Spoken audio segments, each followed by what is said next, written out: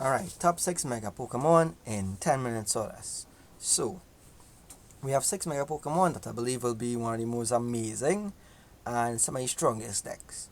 So, let's start off strong. This is in no particular order. First, we have Mega Manetric.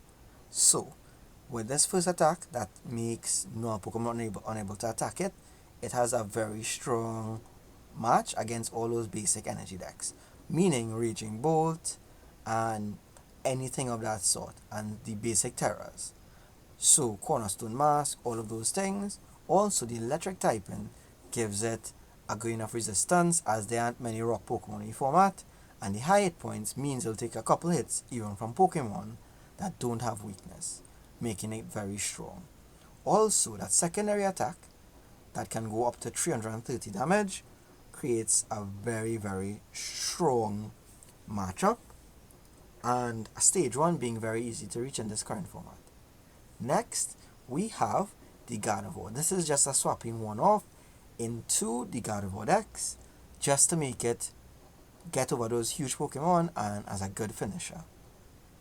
That's it. Gardevior is already a known deck and very strong. That's all it is an option for a quick finish.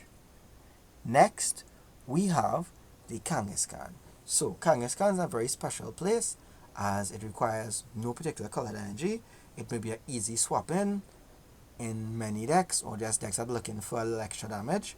Also, the heavy hit points, high hit points I should say better, means that it'll be a good shield and it has a good damage potential. You may just see it being tested in a lot of decks.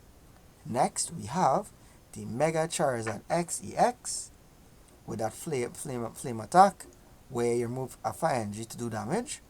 It is similar to Chenpow but different enough in terms of how high the damage output is and how easy it is to get that fire energy, where you're able to just evolve Charizard or use Embo or even Ethan's Ho-Oh to just dump fire energy, retrieve them to your hand, and just have a super high output of fire energy. So between those, there are many decks that have versatility, and I believe those are going to actually go up in price or see lots of play. Finally, we also have the Mega Lucario EX, which has that cheap rock cost attack and that second attack. With the new item that boosts rock attacks by 30, it means that you can be able to chain those or make a deck that just attacks quickly and super strong. And again, there aren't currently any strong rock decks in the format where there's Joltik Box and those things. Now we have a very viable option that may just be a swap in or even a quick build around that's very easy to reach. The Mega Kangaskhan also has the ability that allows it to draw 2 cards in the active, but you can only stack it once per turn. So even if you have multiple Kangaskhan's, you won't be able to actually use the ability more than once per turn. Or even if you use 2 row penny, still once. But it's a good viable option that's an easy swap in some decks that are just looking for extra draw power, where many have gold and go. You might be able to put this in because it has a big hit point. Even though you're giving up 3 prizes, it has 300 points, which still is a lot to cross and very hard to do unless you're playing a rock deck. So it's a safe shield for that, because even some decks that were swapping in things like Zoroark for the draw power, now they can just put in this and save 2 cards where they had to put in the Zorora and the Zoroark. They could just actually put this in as well, or this on a switch or something similar. Alright, finally and most interestingly, we have the Mega Venusaur EX. So this one a bit more complicated, but again, this one is a good swapping for a lot of decks that go into see play. So firstly, we have Teal Mask, one of the most versatile terrors in the format, as well as an accelerator for grass energy. It being Venusaur, allows you to move grass energy anyhow you like, anywhere you like. But the thing to note is, there are 2 types of special energy that count as any energy type, being the Prism energy and the Luminous energy. So right now there's already this Armarouge deck where you see it moving the Luminous energy onto different things and just mowing you down with it. Pretty strong. There was a couple of small show-ins that were in the worlds. Now, with Venusaur EX, this may be an addition to that deck and allow them to do the same but in grass.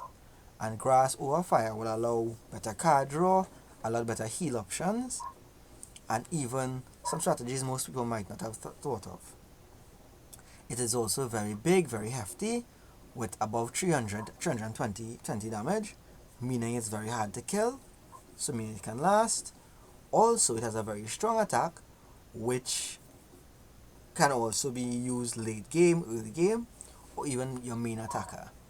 So all of these things are reasons why it'll be one of the most versatile ones that doesn't have a set place yet, but has some builds.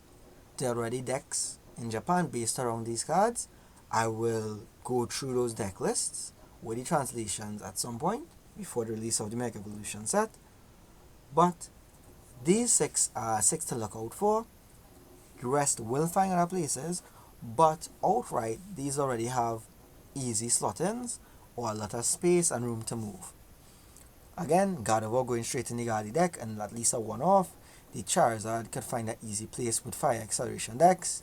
The Mega Venusaur has a deck that can easily be built around it.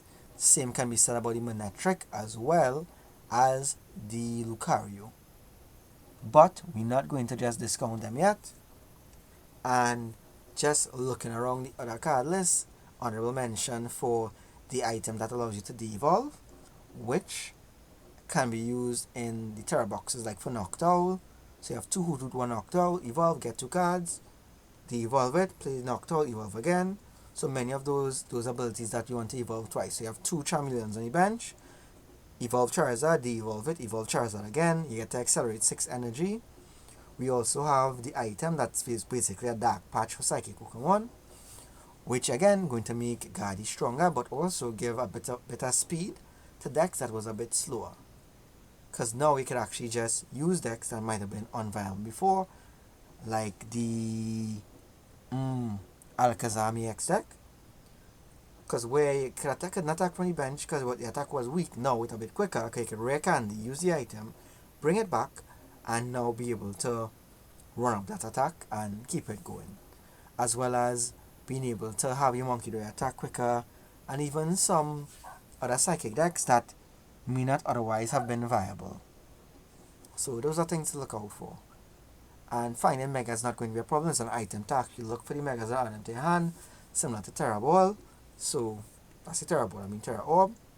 So those are all things to take stock of. Just a quick video this time.